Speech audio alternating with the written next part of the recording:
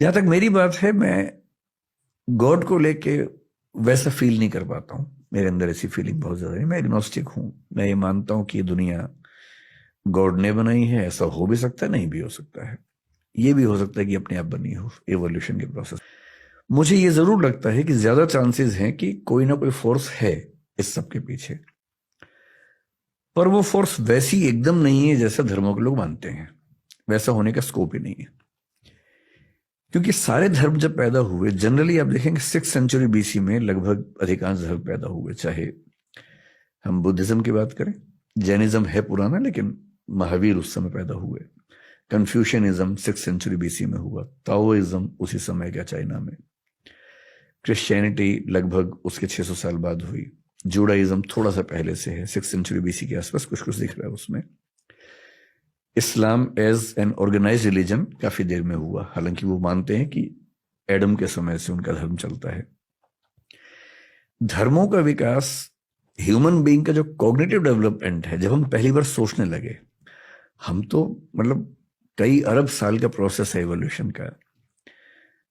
लगभग 1400 करोड़ साल के आसपास का प्रोसेस है, जिसमें पहली बार सोचने वाली स्पीशीज जो बनी हमारी, सोचने का प्रोसेस 70,000 साल पहले शुरू हुआ है। सिर्फ 70,000 साल से हम सोच रहे हैं। उसके पहले सोचने की क्षमता नहीं थी, ब्रेन ऐसा नहीं था। पिछले 2,500 साल से फिलोसफी चल रही है, यानी सोचने के भी शुरुआती 67,500 साल में फिलोसफी नहीं है। जब पेट भरने लगा, नियोलिथिक रिवॉल्यूशन हुआ, खेती होने लगी, सेटलमेंट्स होने लगी, तो कई लोगों को पहली बार भरपूर सोचने का मौका मिला। तब उन्होंने सोचा कि ये सब कैसे बना होगा। इमेजिन किया कि ईश्वर ने बनाया होगा। लंबे समय के बाद इमेजिन किया। इंटरेस्टिंग है कि भारतीय परंपरा में विष्णु के 10 अवतारों में पहला मत्स्य अवतार है, मछली का, पानी के अंदर। एवोल्यूशनिज्म कह रहे कि पानी से ही शुरुआत हुई। पश्चिम में 6th सेंचुरी बीसी में पहला फिलोसफर पैदा हुआ है, थेल्स नाम का। थेलीज बोलते हैं उसको कुछ लोग। वो क्या बोल रहा है कि दुनिया पानी से बनी है। ह्यूलिज्म बोलते हैं कि दुनिया पानी से बनी है। मैं जो कहना चाह रहा हूं कि ये सारी फिलोसफीज बहुत ज्यादा प्रभावित हैं इस संसार के अनुभवों से। जबकि सच ये है कि पूरे यूनिवर्स में, अगर मैं इस पूरी दीवार को यूनिवर्स मान लूं, तो जो हमारा पृथ्वी जो हमारी है ना, वो क्या मैं कहूं, एक मच्छर को भी 100 से डिवाइड कर देंगे उतना हिस्सा बनेगा।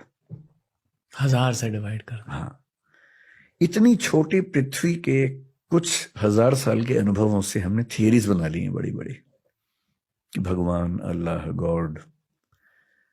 और आप देखेंगे बाइबल में, क्रिश्चियनिटी में ये माना गया कि ईश्वर ने पृथ्वी बनाई, एडम के लिए बनाई। और बाइबल ये मानती है कि पृथ्वी केंद्र में है, सूर्य चक्कर काट रहा है।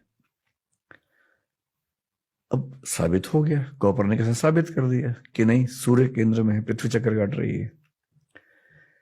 तो जिन जमीनों पर सारे धर्म खड़े हुए हैं, वो जमीनें बहुत कमजोर हैं, भुरभुरी हैं, क्योंकि वो केवल ह्यूमन बींग्स के एक्सपीरियंस के बेस पे बनाए गए हैं।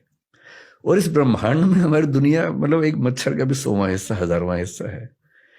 क्या पता कितनी कितनी गैलेक्सीज में कितनी दुनियाएं चल रही हूं।